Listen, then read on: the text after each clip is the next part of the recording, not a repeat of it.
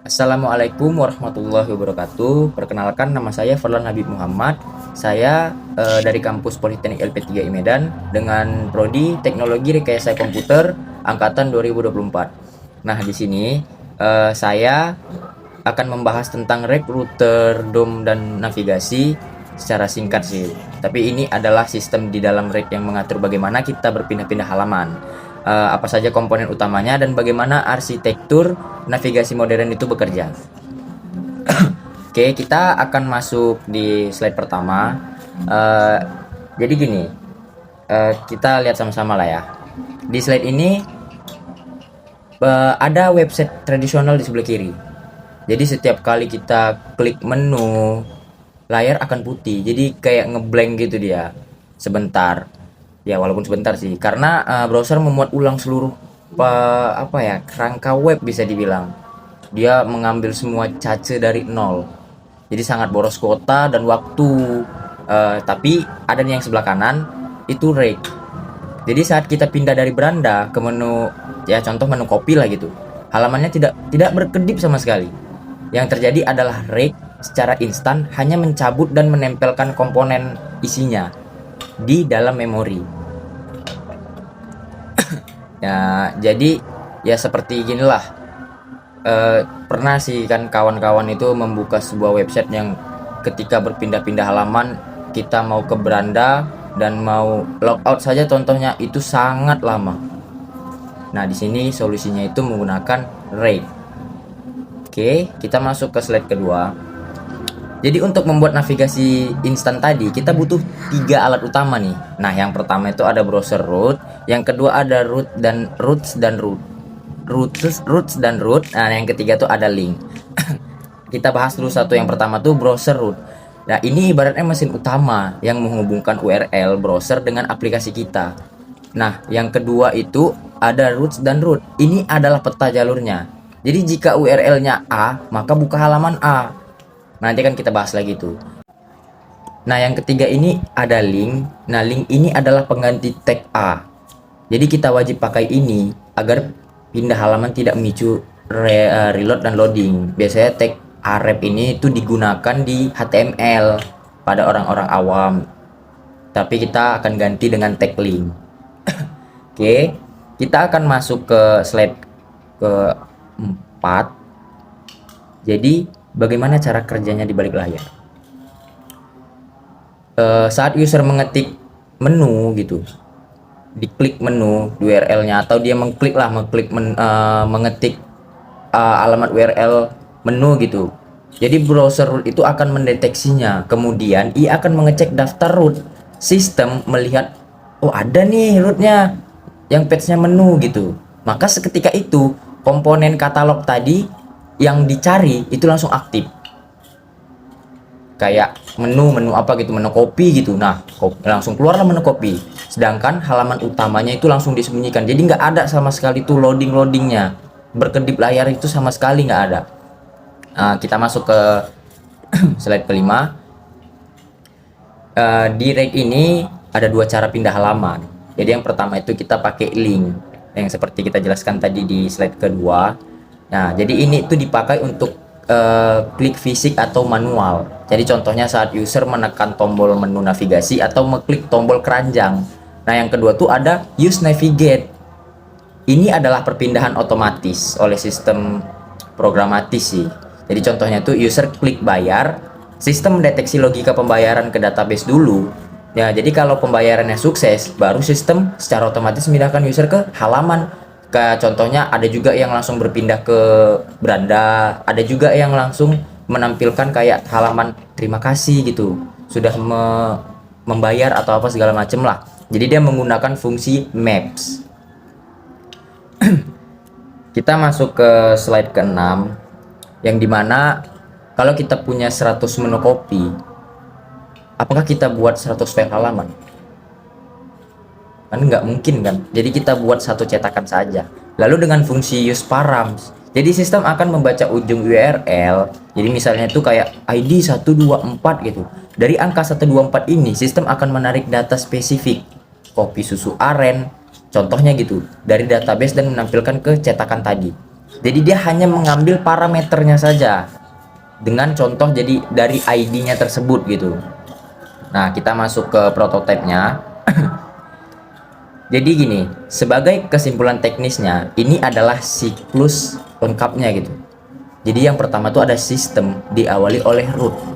Nah, lalu masuk dia ke user memicu URL lewat link. Lalu lanjut lagi root mencegat dan mencocokkan URL-nya tadi. Lalu lanjut, jika ada parameter ID ditarik menggunakan useparam, maka data ditampilkan ke layar. Dan jika user melakukan aksi lanjut seperti membeli, use navigate akan memindahkan mereka kembali ke beranda. Seperti itulah alur sistemnya gitu. Mungkin untuk penjelasannya cukup singkat, namun di sini ada kesimpulannya juga.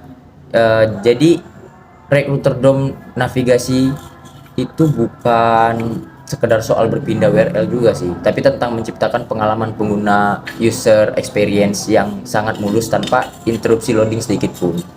Jadi kalau misalnya ada user-user yang membuka website gitu nge-lag, pasti ngerasa males sih main di buka web ini, males kenapa nge-lag websitenya gitu. Nah, jadi solusinya itu ada di Rake. Nah, kita akan belajar untuk menginstal Rake-nya, lalu kita akan membuat project-nya. Kita akan membuat project-nya dengan cepat. Kita akan, apalagi zaman sekarang sudah ada AI, kita akan membuat project-nya itu dengan AI. Namun saya akan menjelaskan bagaimana cara menginstal Rake-nya. Oke, kita akan menginstalnya. Oke, di sini saya pakai Node.js. Jadi ikuti URL ini, https node.js.org id download current, langsung enter saja. Unduh. Setelah diunduh, di download ini ya, kita pilih versi di v24.18.0 LTC. Untuk ini itu jangan ada diubah-ubah sama sekali, jangan ada diubah ini. Dia juga nggak ada diubah sama sekali, biarkan saja dia sesuai dengan pengaturan awalnya. Setelah itu Windows ini semua jangan diubah, langsung klik menginstal Windows. Oke, setelah selesai diinstal,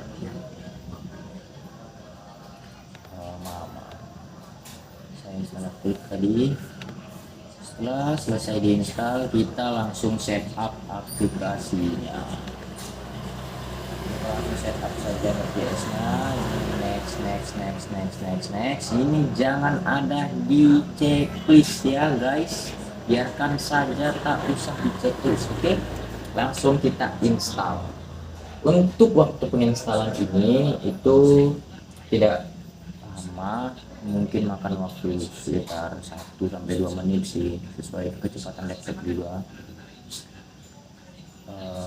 Ini sudah mau selesai, kita tunggu saja.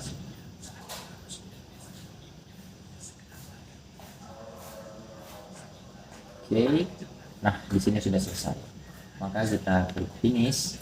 Oke, setelah itu kita langsung buka saja CMD, kita klik run as administrator. Setelah itu kita cek dulu nih, betul belum Node.js yang sudah terinstall, di versi berapa gitu, sesuai enggak. Nah, kalau dia keluar seperti ini, versi ini, itu maka dia sudah terinstall. Tapi kalau dia error, mungkin ada masalah di penginstalannya atau penyimpanan kalian itu penuh, hapus dulu Node.js-nya, setelah itu install lagi. Setelah itu aman kok. Nah, setelah itu kita masuk ke jalur desktop, karena ini sesuai sih kalian mau simpan di mana gitu. Nah, aku tuh mau simpan di desktop gitu kan, jadi kita salin aja alamat desktop. Jangan lupa klik cd, langsung kita masukkan alamat desktopnya, masuk ke halaman desktop tersebut. Nah, di sini kita klik npm create, buka create Lalu add let's. Setelah itu kita buat nama folder. Saya buat di sini nama foldernya itu belajar ya, bentar aja bentar. Saya tuh street nggak usah spasi, template rate. Nah, npm create vt at let's belajar street root street template rig. Ini tuh nama folder, jadi terserah kalian mau buat nama foldernya apa, itu terserah. Saya membuatnya belajar root, jadi kita di sini langsung enter saja. Oke, kita sudah enter. Nah, di sini pilih saja settingan awal, oxline, oxlink. Yes, oke. Next kan saja.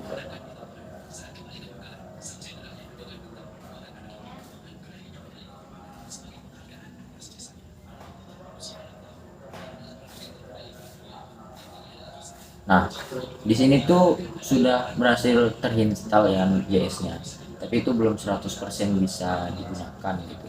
Nah, jadi kita berhentikan dulu untuk ininya. Kita klik untuk berhentinya itu kita klik Ctrl+C. Nanti dia akan menampilkan pemberitahuan seperti ini. Kita langsung ketik Y lalu kita enter. Nah, dia keluar dari terminalnya. Maka kita di sini install dulu npm installnya. Nah, gimana tuh cara npm installnya gitu kan? Kita ubah lagi nih, kita masuk dulu ke jalur folder kita tadi. Jadi cd belajar root gitu, belajar strip kalau strip root router ya, cd belajar strip router. Kita masuk dulu. Nah, kita sudah masuk di halaman ini. Kalau kita belum masuk, kita nggak akan bisa untuk install npm-nya. Kita ketik di sini npm install karena kita ingin install npm-nya, folder-foldernya. Kita langsung enter. Kita tunggu di sini waktunya tidak lama, sekitar 30 detik lah, sesuai kecepatan laptop kita masing-masing. Setelah kita install npm installnya, kalau seperti ini tuh tandanya berhasil ya.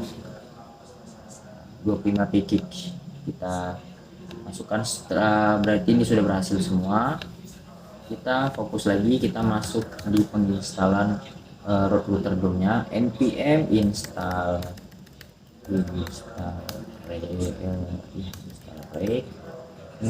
setelah itu street root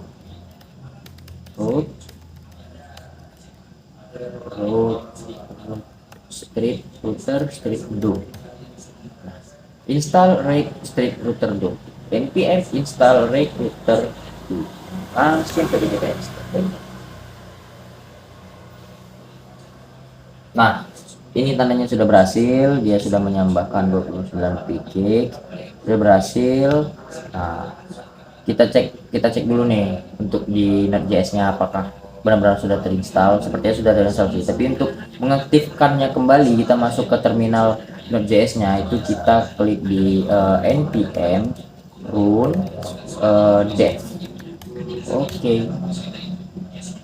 Nah, dia langsung otomatis masuk gitu kan. Kita cek coba ya, kita cek di sini, kita salin URL-nya, kita masuk ke sini, langsung saja kita masuk. Nah, kalau tampilan seperti ini, itu berarti sudah terinstall 100% berhasil.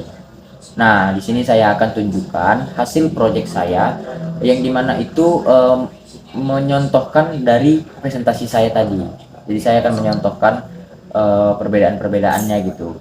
Saya akan buat project yang dimana saya menggunakan rake router DOM yang tidak ada perubahan sama sekali seperti loading screen gitu.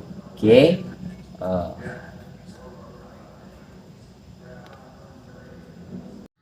Nah, ini dia hasil dari contoh project kita.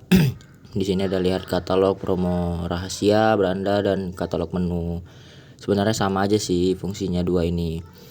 Kita lihat lo katalog menu. Ya, iya sama-sama fungsinya situ. Tapi intinya di sini dia tidak ada loading screen sama sekali. Dia tidak ada mengambil cache-cache browser-browser lain yang dari websitenya itu nggak ada. Dia langsung mengambil parameternya dan menampilkan langsung. Jadi tidak ada buat delay, tidak ada buat lag sama sekali. Semuanya lancar. Kita cek satu-satu, semuanya lancar. Jadi hanya tampilannya langsung berubah gitu. Nah, ini hanya project kecil. Gimana pula kalau misalnya buat project besar kan? Tapi nanti ada pula yang bilang, ya project kecil, makanya nggak nge-lag cepat. Enggak kok. Kalau misalnya kita membuat project yang lumayan cukup besar gitu, seperti website retail atau e-commerce, ya sudah pasti sangat efisien menggunakan ini. Karena user-user itu tidak mengeluh dan tidak malas gitu membuka website kita. Salah satu membuat mereka tuh tidak mau membuka suatu website itu kan karena websitenya lag parah, buka beranda nge-lag, ini nge-lag, itu nge-lag gitu. Nah, ini adalah poin-poinnya, salah satu poin-poinnya gitu juga. Oke, mungkin segitu saja hasil dari tutorial dan presentasi saya. Untuk para penonton yang kurang mengerti gitu penginstalan JS-nya, saya sudah letakkan tutorial di deskripsi. Saya letakkan dalam bentuk PDF. Kalian bisa download langsung.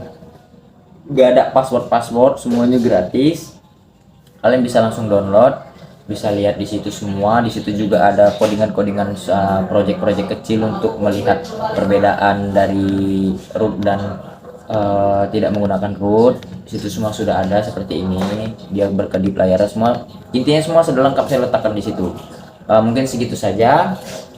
Saya mohon izin jika ada salah-salah berbicara. Saya mohon izin semuanya.